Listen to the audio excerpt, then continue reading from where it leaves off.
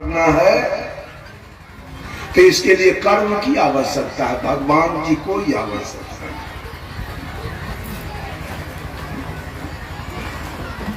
कर्म मुसलमान किया है तो मुसलमान कलेक्टर है। जो मुसलमान कभी सरस्वती पूजा नहीं किया वो कलेक्टर है। Doctor Abdul Kalam, doctor Zakir Hussain, doctor Fakhruddin Ali Ahmad मुसलमान थे। वो भारत के प्रेसिडेंट पद से रिटायर थे। वो कैसे विद्वान हो गए? अगर विद्या की देवी सरस्वती होती तो मुसलमान को विद्या नहीं देती, वो पूजा नहीं करता है मुसलमान। विद्या उसके यहां जाएगा जिसकी चेतना ठीक है, और जो पढ़ने में मन लगाता है विद्या उसके यहां जाएगा। यहां सरस्वती फरसती का कोई चर्चा नहीं। धन उसके यहां जाएगा जो कमा रहा है, जो मेहनत कर रहा है, धन उसके यहां ससर के जाएगा। और जो पूजा कर रहा है जिंदगी भर भी अल्लाह रहेगा। धन नहीं होने वाला, पूजा से धन नहीं होने वाला।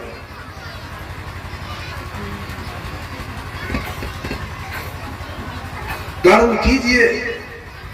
गोस्वामी तुलसीदास जी ने रामचरितमानस में लिखा है, कर्म प्रधान विश्व करी राखा, जो जस करहि सो तस फल चाखा। जो जैसा करेगा परिणाम वैसा पाएगा। और कहा, कोई न काहू सुख दुख कर दाता, निज कृति कर्म भोग सब भ्राता। जो जैसा कर रहा है वैसा फल पाएगा। आज सारे लोग राम की भक्ति करते हैं। और राम जी को क्या हुआ सो मालूम है? साहब कबीर कहते हैं, कर्म गति तारे से नाही टरी रे, कर्म गति तारे से नाही टरी। कर्म जो कर दिया वो टारने से कितनों जग जाग और जमीन बेच दीजिएगा, लेकिन जो कर्म हो गया वो टलने वाला। कर्म होते हैं तीन प्रकार के, क्रियमान कर्म, संचित कर्म और प्रारब्ध कर्म। दो कर्म टल सकता है, क्रियमान और संचित को आप टाल सकते हैं, लेकिन प्रारब्ध को टालने का शक्ति आपके पास नहीं। जो बन गया तो भोगना पड़ेगा। राम को भोगना पड़ गया।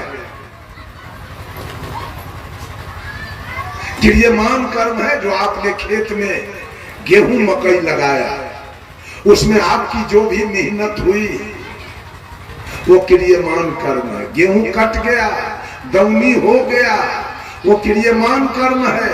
अब बोरा में रखा के गेहूं मकई घर में रखा गया, वो संचित कर्म है।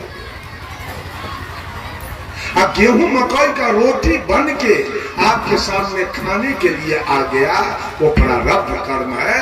तो प्रारब्ध का निर्माण कहां से हुआ? क्रियमान कर्म से। अगर आप खेत में गेहूं मकई न बोए होते, मेहनत न किए होते, तो गेहूं मकई स्टॉक नहीं होता, और स्टॉक नहीं होता तो मकई गेहूं का रोटी बन के आपके साथ। अगर आप बेटा के नहीं पढ़ाए होते तो बेटा विद्वान नहीं बनता, और विद्वान नहीं बनता तो 10,000 के महीना मनी आर्डर आपके आ जाएगा।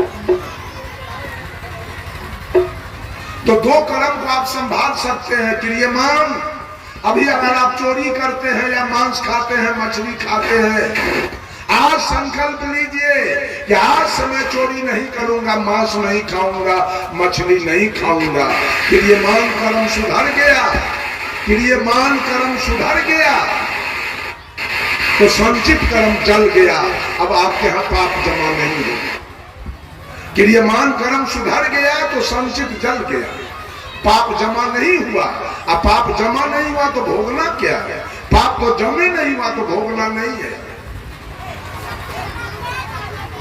लेकिन राम का पाप जमा हो गया। क्या जमा हुआ?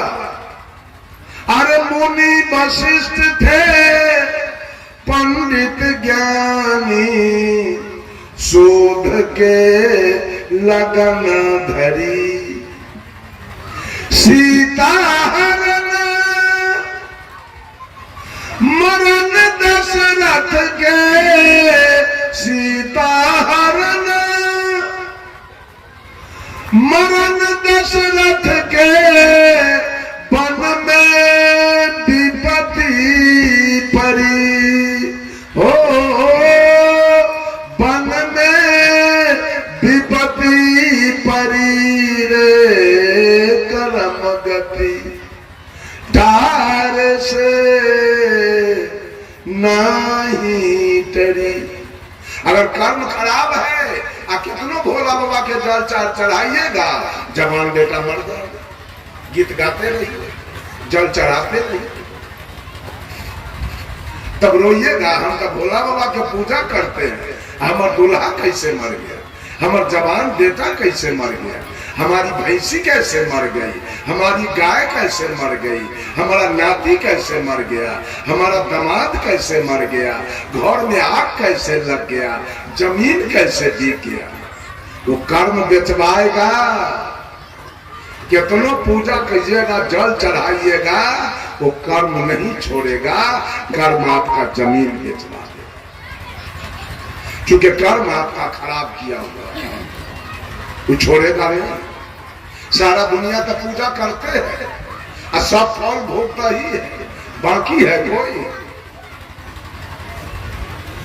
सब भगवान का पूजा किया तो सबका बेटा एक समान होना चाहिए, सबकी बेटी एक समान होना चाहिए, सबका गाय भैंसी एक समान होना चाहिए, सबका जमीन एक समान होना चाहिए, सबका घर एक समान होना चाहिए, सबका मुंह कान नाक एक समान होना चाहिए। है सबका अपना अपना कर्मानुसार बेटा बेटी, गाय भैंसी बकरी छेरी, जमीन मकान, सबका अपना अपना कर्म के अनुसार। किसी को 7 बेटा है, किसी को 5 बेटा है, किसी को 3 बेटा है, किसी को 2 बेटा है, किसी को 1 बेटा है, और कोई निपुत्र है।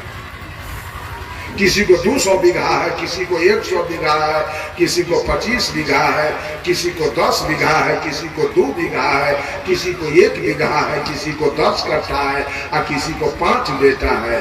तो घरों बनाने का उपाय भगवान ऐसा क्यों किया? एगो के घर बनाने के लिए नहीं, एगो के 200 बीघा। यानी भगवान के तो मूरी पर पुरानका खौर रख के सलाई बार के लगा देने में कोई यानी बाप रह के क्या करेगा? जो एक बेटा के 200 बीघा और एक बेटा के मिर्चाइयों रोपेला एक बिस्मिल्लाह।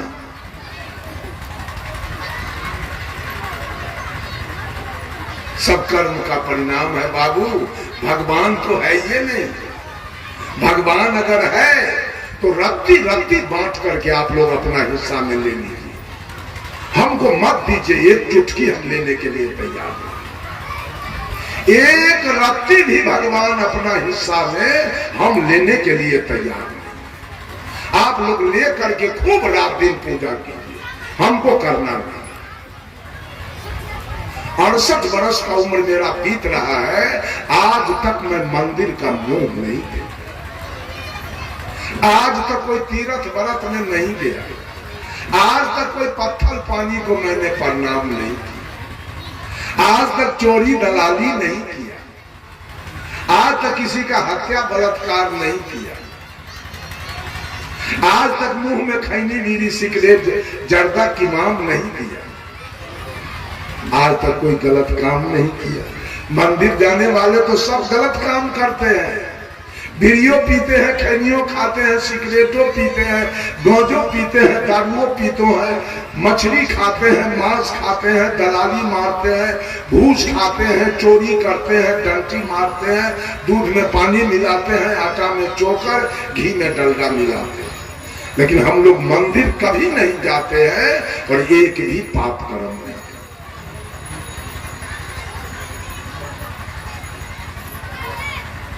एक चींटी को आज तक नहीं मारा मैं, एक चींटी को जान करके नहीं मारा हूं आज तक।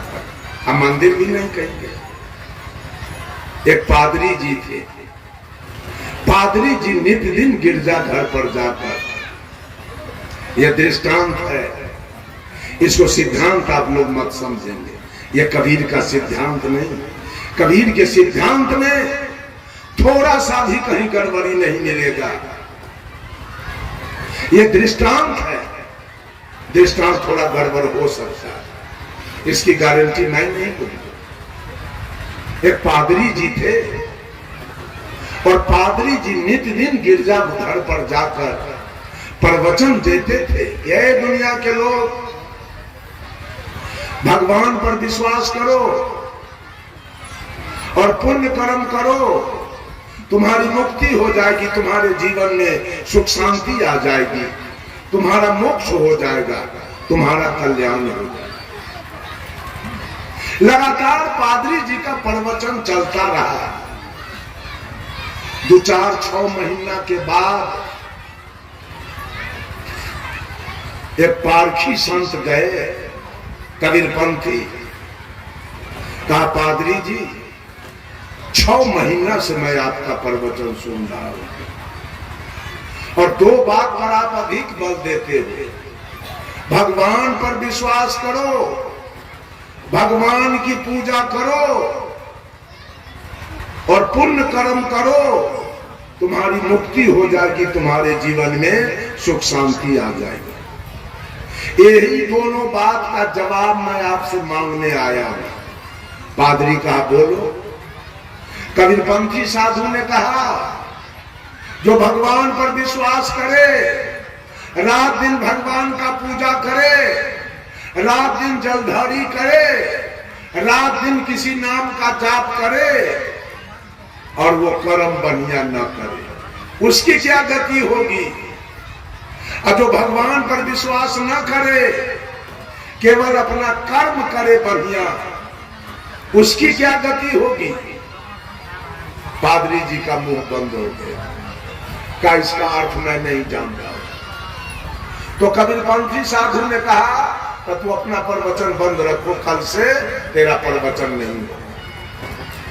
कहा तू अपने बोले हुए बात का जवाब नहीं जानते हो तो तेरा प्रवचन क्यों होगा? पादरी जी को बड़ा कष्ट हो गया। उन्होंने कबीरपंथी साधु से कहा कि बाबा एक काम करो, 2 रोज का छुट्टी हमको दो और मैं बूझ विचार के आपको जवाब दे दूंगा। कबीरपंथी साधु कहा 2 रोज नहीं, 5 दिन का मैं छुट्टी आपको दे रहा हूं, जाइए बूझ विचार के जवाब दीजिए। पादरी जी गए अपने घर और नित्य दिन शाम को भोजन करने के बाद बिछावन पर जाते थे और जवाब के लिए चिंतन करते थे। चिंतन करते करते 11-12 बज गया रात, जवाब कुछ आया नहीं, नींद आई और पादरी जी सो गए। 4 रात का समय सोने में बीत गया, कोई जवाब नहीं आया। आज अंतिम रात है, 5वां रात, पादरी जी गहन चिंतन में है, जवाब कुछ आया नहीं। कल वो साधु जवाब पूछेगा, क्या मैं जवाब दूंगा? आज चिंतन करते करते 2-2:30 बज गया भोर, कोई जवाब नहीं आया, नींद आई और पादरी जी सो गए। अर्ध निद्रा में गए पादरी जी तो सपना देखने लगे। सपना में पादरी जी की मृत्यु हो गई, पादरी जी मर गए। कहना दृष्टांत है, पादरी जी मर गए सपना में और मरे तो जमराज आ गया। जमराज कहा पादरी जी अब आपका समय पूरा हो गया, आप चलने के लिए तैयार हो जाइए। तो पादरी जी ने जमराज से पूछा हमको कहां ले चलोगे आप? तो जमराज कहा आपको मैं स्वर्ग ले चलूंगा। पादरी जी का मन सुन के गदगद हो गया। अच्छा जाएंगे भी तो स्वर्ग। पादरी जी ने जमराज से कहा 10 मिनट में आ जाइए, तब तक मैं तैयार हो जाता हूं और चलिए। 10 मिनट में आ गया जमराज। कहा पादरी जी अब चलिए। तो पादरी जी ने कहा एक शंका मेरे पास और है, उसका समाधान कीजिए। कहा क्या शंका है, बोलिए। पादरी जी ने कहा स्वर्ग का कुछ महिमा बताइए, कैसा है स्वर्ग, क्या है स्वर्ग की विशेषता। जमराज ने कहा सुन लो, स्वर्ग में कभी रात्रि नहीं होती है, 24 घंटा दिन, अंधकार होता ही नहीं है। स्वर्ग के लोग हलवा सुथनी मरुआ जनेरा मकई गेहूं के रोटी नहीं खाते हैं। स्वर्ग के लोग पेड़ा रसगुल्ला काजू किशमिश बादाम मुनक्का छोहारा खाते हैं। स्वर्ग के लोग एस्बेस्टस टीन के चदरा खपरा फूस और टेंट में नहीं रहते हैं। स्वर्ग के लोग 10-20 महल के एयर कंडीशन मकान में रहते हैं। स्वर्ग में कहीं सेवरी मीरा अनुसुईया का भजन होता है, तो स्वर्ग में कहीं बुद्ध महावीर कबीर का प्रवचन होता है।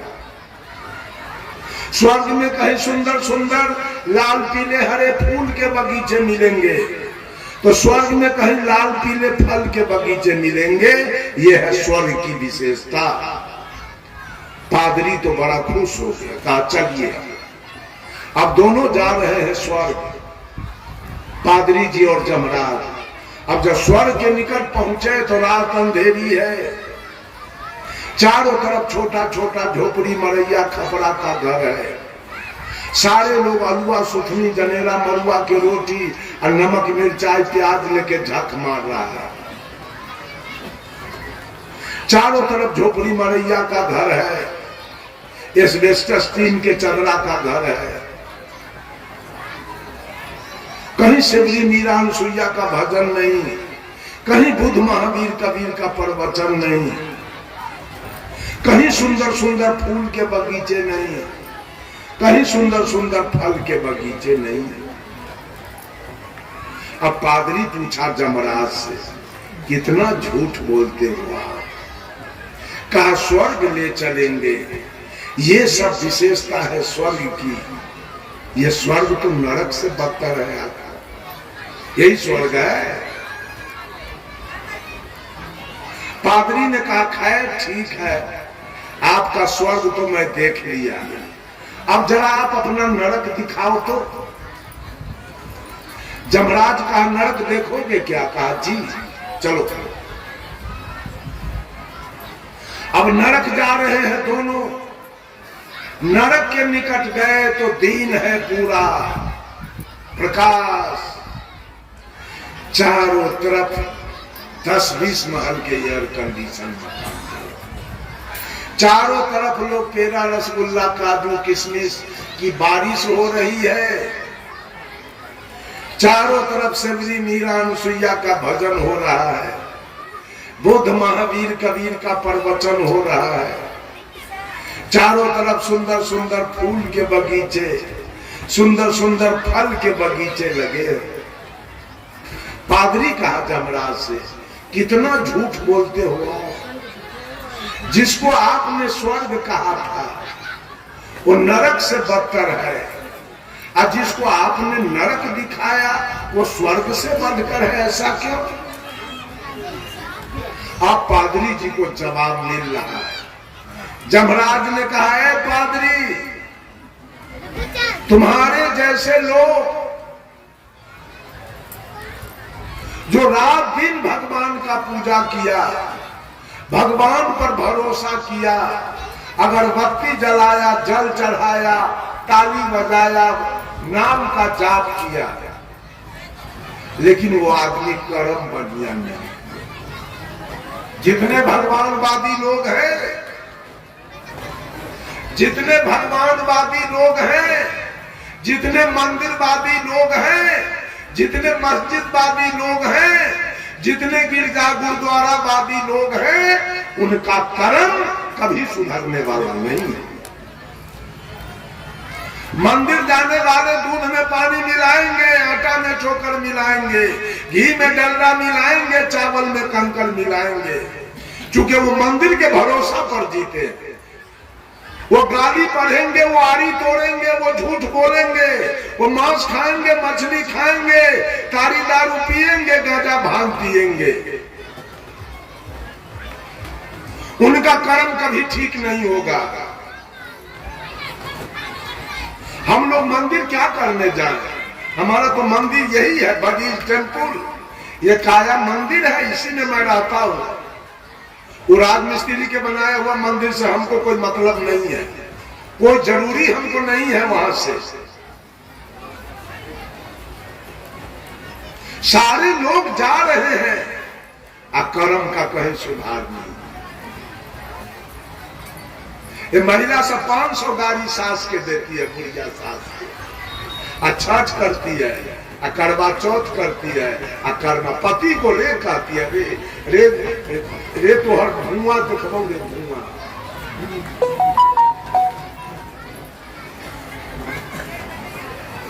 जेल से गाड़ी देती है पति के, अब देवता के पूजा करती है छठ के, करवा चौथ, कर्मा धर्मा तीज, जितिया करती है। कर्म सुधर जाएगा? कभी सुधरने वाला नहीं है। मंदिर जाने वालों का और भगवानवादी का कर्म कभी नहीं सुधरने वाला, क्योंकि भरोसा पर जी रहा है। जिसका बाप दरोगा हो उसका बेटा नहीं सुधरेगा। बाप के भरोसा पर जी रहा है, बापे दरोगा है, किसी का इज्जत लूट लेंगे, क्या बिगाड़ेगा हमें? किसी को मर्डर कर देंगे, क्या बिगड़ेगा हमारा? FIR तो होते न करेगा हमारा, क्योंकि वो बाप के भरोसा पर जी रहा है। ऐसे सारे दुनिया के लोग मंदिर के भरोसा पर जीने वाले, हम लोग अपना भरोसा पर जीने वाले हैं। और 24 घंटा ध्यान रहता है कि एक गलती न हमसे हो जाए कि कोई उपरा रहा है। हम भगवान के भरोसा पर जीने वाले लोग नहीं हैं, अपना कर्म सुधार के चलते हैं। कहा धर्मराज है पादरी, तुम्हारे जैसे लोग जो जीवन भर भगवान का पूजा किया, इस से लक्ष्मीपुर में आधा जादव है, आधा मंडल कमंडल है, लेकिन दोनों तरफ घूम के हम देख लिए, लगता है कि पूरा गांव में 1 करोड़ से कम बकरी नहीं होगा। और सारा लोग देवी देवता के पूजा कर रहा है, सब मंदिर मस्जिद जा रहा है, प्रणाम कर रहा है, अगरबत्ती बार रहा है। हमको लगता है पूरा गांव का साई है, सब बकरी पोस पोस के कटवाता है। सुधर जाएगा? मंदिर जाने वाले सुधर जाएंगे कभी भी? छठ भी होता होगा गांव में, चकचंदा भी, जितिया भी, करवा चौथ भी, होली भी, दिवाली भी, बैनाथ भी, जगन्नाथ भी, गंगा स्नान भी चलता होगा, लेकिन कितने पापों कर्म हो रहा है, उतने हत्या भी हो रहा है। नहीं है सुधारने वाला। कहा जमराज पादरी जी, तुम्हारे जैसे लोग जो जीवन भर भगवान का भरोसा किया, रात दिन भगवान का पूजा किया, लेकिन वो कर्म बढ़िया नहीं किया, वही लोग आकर इस स्वर्ग को नरक बना, वही लोग आकर इस स्वर्ग को नरक बना दिया है। और जिसने अपने कर्म का भरोसा किया, भगवान का भरोसा छोड़ दिया, वो सारे लोग आकर इस नरक को स्वर्ग बना। कर्म भगवानवादी लोग स्वर्ग को नरक बनाया और कर्मवादी लोग नरक को स्वर्ग बनाया है। राम बोलावा भेजिया, दिया कबीरा रोए, और जो सुख साधु संग में सो बैकुंठ न होए। जिस दिन मनुष्य का कर्म केवल ठीक हो जाए, स्वर्ग जाने की आवश्यकता नहीं पड़ेगी, स्वर्ग उतर के आपके निकट आ जाए। कर्म ठीक हो रहा है, कर्म ठीक है। हम तो देखते ही सब कहते हैं कि हम कबीर पंथीय हैं, तो इतना बकरी कहां से आ गया? बाप रे, रोड पर नाक नहीं देल जाता है बकरी के पेशाब महकता है।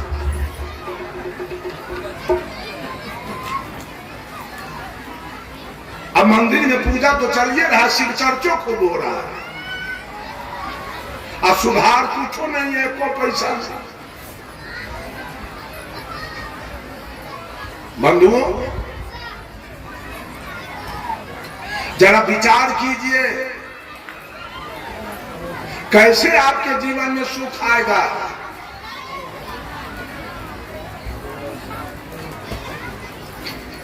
सब लोग भगवानवादी बनते चले जा रहे हैं धीरे धीरे, कर्मवादी तो कोई है नहीं,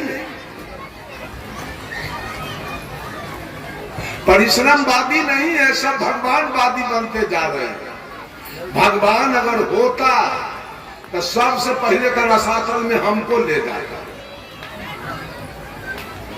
भगवान अगर होता तो सबसे पहले रसातल में हमको ले जाएगा, क्योंकि हम भगवान के मानने वाले नहीं है। मैट्रिक तक की पढ़ाई मैंने किया और सरस्वती की मूर्ति को कभी मैं प्रणाम नहीं, तो हमको तो पहले रसातल में ले जाना चाहिए। भोला बाबा को चाहिए कि पहले रसातल में हमको ले जाना। अरे हमारा में ताकत उतना कबीर ने दिया कि भोला बाबा के लेके हम रसातल में मिला दें, हमको मिलाने का पावर उनके पास, हम मिला देंगे उसको रसातल में, हमको कौन मिलाए। धर्मस्वरूप का सिखाया हुआ पट्टा पहलवान साधारण बात नहीं है, जो पूरे भारत को चलाता था, पूरे भारत में जिसका नाच हो रहा था, चल रहा था, पूरे भारत के लोग प्रवचन सुनते थे। छत्तीसगढ़ के मुख्यमंत्री आदरणीय रमन सिंह गुरुदेव को बुलाते थे और 1 महीना छत्तीसगढ़ में रखते थे, केवल विचार सुनने के लिए धर्म स्वरूप।